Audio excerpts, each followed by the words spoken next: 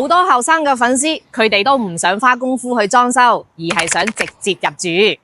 當然，佢哋個個都想老婆靚，身材又正，而且還可以在綦江河邊，那就 beautiful 啦。不過食得鹹魚抵得渴，江邊嘅單位會有溢價嘅存在，睇你自己啦。萬科的物業口碑都知道，但是要2.9毛8。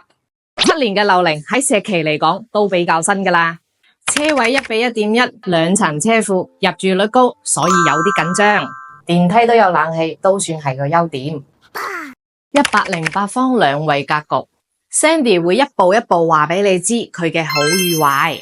全屋嘅牆壁、天花、陽台、房間都掃咗藝術漆，睇得出房東係花咗心機嘅。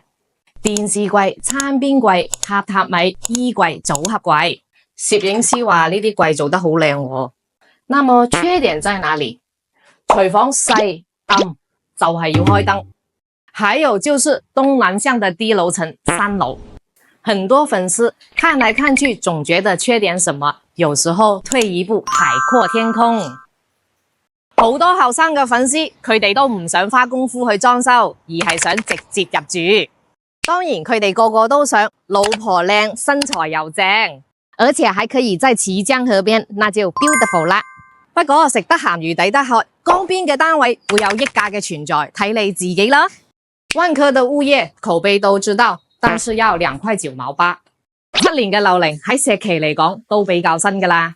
車位1:1.1，兩層車庫，入住率高，所以有啲緊張。電梯都有冷氣，都算係個優點。108方兩衛格局。Sandy 會一步一步話俾你知佢嘅好與壞。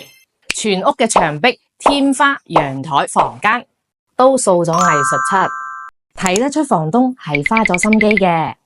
電視櫃、餐邊櫃、榻榻米、衣櫃、組合櫃。攝影師話呢啲櫃做得好靚喎。那麼缺點在哪裡？